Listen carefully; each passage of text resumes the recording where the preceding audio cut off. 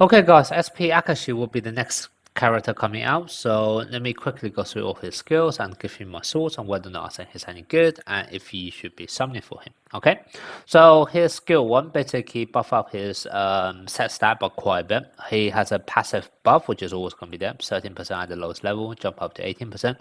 Furthermore, for every 10 team morale, you're going to get something called Calm Awareness. Each one's going to give 1.5% buff to his set stat as well, up to 10 times. So basically, at most, if you can max stack it, this can be as high as 28% or even go as high as 33%. Okay, now this is actually really useful for Akaashi himself because he has to have two skills which are scaling of set stat. Okay, so basically he both have a setting skill and also setter dump. So obviously the more sets you can get on him, the better it is. Now the second half of his skill 1, when he touched the ball, when you're not in Team Morale Awakening and when you touch the ball, all of your calm awareness or all of the stacks will be consumed, and then for every single thing that's consumed, you'll be increasing your awareness instead. So maximum, if you can get 10 stack, this will be 30%. Okay, so this is basically the effect that you could have outside of Team Morale Awakening. Now, if you are actually inside Team Morale Awakening, it's going to be slightly different because that's then going to be in his skill 3. So when you're outside Team Morale Awakening, all stacks will be consumed. If you're actually inside Team Morale Awakening, there's going to be a threshold of 5 stacks, and only 5 stacks will be consumed. So obviously, if you have more, the others will be left over. And instead of increasing, let's say only 3% for each stack, you can now increase a whooping 70% to his awareness. Okay, so he can get a giga buff awareness doing Team Morale Awakening, assuming he has that 5 stack. Now, why is awareness really important for him? That's the rest of his skill 3. So when his set is critical, the next spiking character's awareness will increase by 50% of Akaashi's awareness. And then also, if that's actually a power spiker, this will be additional increase by another 50%. So basically, in total, that's 100%. Okay, so that's basically already very hard. So if you actually think about it, if you're already able to increase your awareness by 70%, and let's say you're setting to a power spiker, then basically all that 70% will be transferred to that power spiker as well. And assuming your Akaashi should actually be built with a crit build, because obviously this only happens during Awakening, whereas this is kind of going to happen even outside of Awakening, so you kind of also want to make sure that, let's say if you're outside of Team Awakening, because you won't be able to get as high as that 70%, you probably still want some additional awareness to be transferred. So if you actually think about it this way, Akaashi can very easily get himself to 100% awareness inside Team Awakening, which then basically means 100% awareness will be passed on to a power spiker and therefore guarantee him to crit. And even outside of Team Morale Awakening, sure, you are losing the 70%, you may only be able to get the 30%, but that could still easily mean that an Akaashi with awareness potential build can transfer about 50-60% awareness to your set to your spike as well, and then assuming they also have a bit of a potential build with, let's say, a power vibe, which also includes their own awareness. Basically the whole idea is that when you have Akaashi set into someone, that person is kind of like guaranteed to be able to spike. Okay, so that's kind of the main gimmick that SP Akaashi is able to have, which is also very similar to the gimmick that SSR version of Akaashi is able to do as well. Okay, now then the last part of his skill 3 is that when he uses 100% rating, which is going to be his skill 3, skill 2, what's going to happen is that for each calm awareness, you'll be increasing the spiking powers attack stats by 3% as well. Okay, so basically this is his setting skill. So obviously this does have a cooldown of 6 net crossing, but when you are doing this, so first of all, I guess there's two ways to look at it. Whenever you set, even if your setting skill is not available, you will be able to transfer your awareness to the spiker. Okay, so this is always going to happen. It doesn't matter whether or not you're using your setting skill. It doesn't matter whether or not you are in your Team Morale Awakening or not. However, the last half is obviously only going to be happening when you actually use the setting skill, so it can't be in cooldown. But when that happens, you can essentially get up to 24% buff to your spike as well, which is also nice. It's only for power attack as well. And if you take a look at the awareness buff that he will be getting, obviously power spiker can get 100% of that, whereas quick spikers can only get 50% of that. So obviously his kit is going to be more skewed towards a power spiking kind of setup. Okay, now let's move on to his skill 2. So this is the setting skill.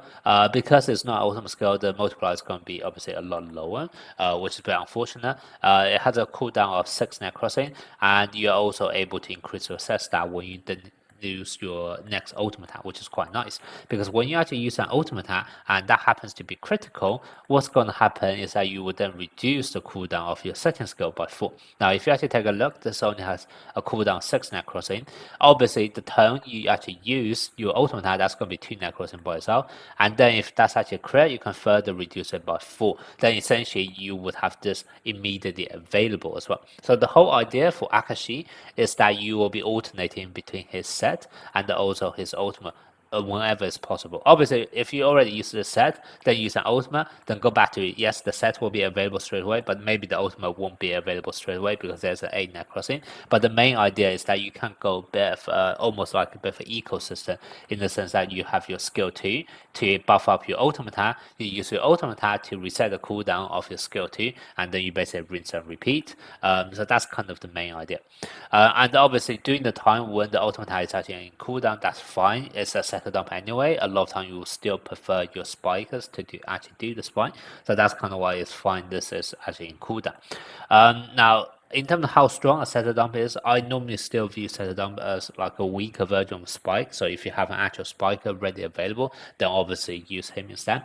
However, having said that, out of all of the setter dumps, Akaashi's one is probably one of the strongest ones, mainly because first of all, you are able to actually get a lot of crit basically and also set stat from his skill 1. So this is actually going to be very nicely buffed up, and then like I said, when you actually use his skill 2, you're also going to further buff his ultimate attack. So as far as setter dumps go, I still think this is very, very strong in terms of setter dump.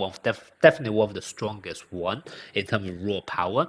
It doesn't have any additional effects such as the one, for example, Kenma is actually able to do a debuff when he's doing setter dump, or Kageyama UR is actually able to extend the cooldown of enemy blocks, etc. So this one doesn't really have any of those extra gimmick other than the fact that you're able to reset the cooldown for your skill 2. However, raw power ones, I think this is probably actually one of the strongest setter dump in the game. Okay. Now let's move on to his skill resonance. So skill resonance 2, first of all, you'll be increasing your strength, which is nice. I guess once again, if you actually want to use your center dump and make the most out of it. Then the other thing is at the end of each rally, you're getting 40 morale points. Now this is absolutely crucial, okay? The reason why this is crucial is that if you actually go into Team Awakening, there's a bit of a threshold of 5 stacks of calm awareness. Now in order to get 5 stacks, what that normally means is that you need to have 50 team morale points, right? Because you get 1 stat per 10 points. However, in order to actually get 15 morale points, that's not always going to be so easy to achieve. But with this, it's pretty much going to be guaranteed, because what's going to happen is that at the end of rally, you're going to get 40. And then when the rally ends, if you actually lost the points, you're going to get an additional 30. And if you win, you can get another 10. So minimum 10 morale points will be gained as well. Then add on this 40, that basically means 50 points. And that basically means a minimum 5 stacks. And therefore, you can guaranteed to actually be able to activate this. Okay, so that's kind of what skill resonance 2 to me is very, very crucial. The other nice thing for this is also that when he's actually on the call, and if you're not in Team Awakening, you will be increasing your receive and block stat by 25% as well. Now this is also very interesting, because when you're actually inside Team Awakening, it's normally only 20% buff, okay, but it's a 20% buff to all of your stats, whereas this one obviously it doesn't really include your offensive actions, etc., but just from defensive point of view, it's actually 25%. So it's actually almost like saying defensively, your team is just going to be in a permanent buff throughout the entire match, because no matter whether you're inside or outside Team Awakening, you will always be able to activate this. So this, once again, I think is actually an extremely strong skill. Then moving on to skill 4, what's going to happen is that when you use 100% rating, so remember that's a setting skill, what's going to happen is that for each stack of calm awareness, you are also going to increase your spiker strength as well. And once again, if your spiker is actually a power spiker, then the strength will be increased by additionally by even more.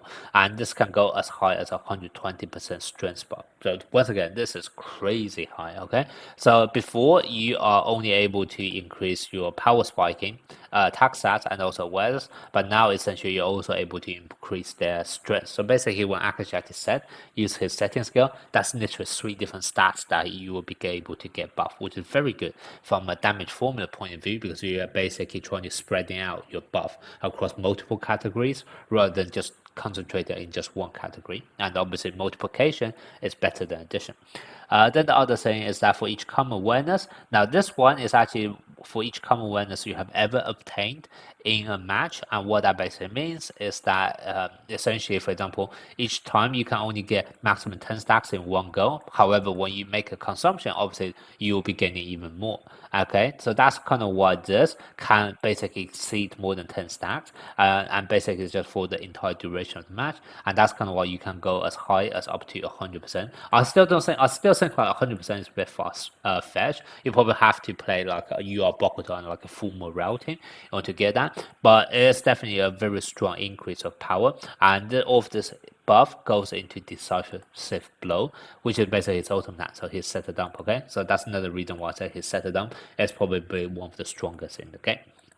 And then the other thing is that for every 5 points of Team Morale in Team Morale Awakening, after you have exited Team Morale Awakening, the first time your player uses an ultimate, the strength will increase by 1% up to maximum 30. This to me is a bit of a stupid one, purely because you can't really guarantee which character will be using ultimate. So the ultimate could have also been used by your blockers or receivers, in which case they don't actually use strength, right? Strength is a crit damage for offensive actions. So if you happen to exit Team Awakening and the first time it has been used, it's actually a block or receive, this is basically completely wasted. Okay, so I don't really think this part is really that useful. However, the first two half is definitely very good, like a strong, insane buff, like up to 120% strength buff, and also making your setter down essentially can be as high as, let's say, 440% multiplier, right? Which is insanely high comparing to like this ultimate spikes from other characters.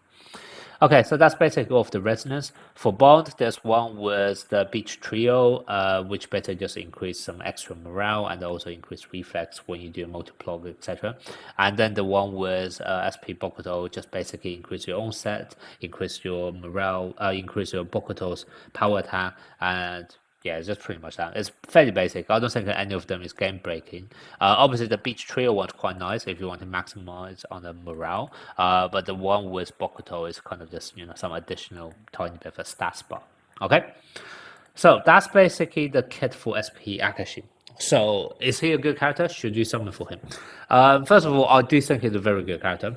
He's definitely very strong, especially if you can get him to, let's say, with all of the skill resonance. Like I said, you're able to provide so much buff to your teammate. Like 120% strength buff is just absolutely insane. So that's definitely very, very high. And also the fact that you can actually transfer all of your awareness to your spikers to make them pretty much guaranteed to spike as well. And then if your spike is already guaranteed to be able to spike, that also free up their potential slots so that they no longer have to build any awareness in their potential. They can all change it to, let's say, strength, to attack technique, to power attack, etc. So that's kind of what he is actually able to get a lot more out of all of your power spiker. And this guaranteed crit is just a very, very strong mechanics. Okay.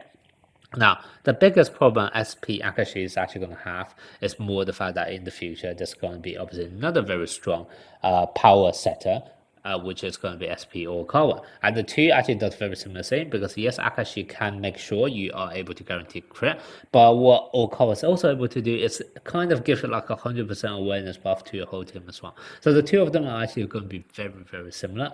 And in fact, with that in mind, I will be posting another video either tomorrow or maybe the day after, actually making a comparison between SP Akaashi and also SP Okawa.